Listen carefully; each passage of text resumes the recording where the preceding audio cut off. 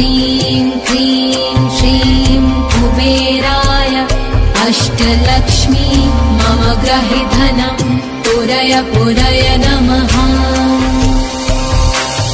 ॐ ह्रीं श्रीं क्लीं श्रीं कुबेराय अष्टलक्ष्मी मम गृहे धनं पुरय पुरय नमः।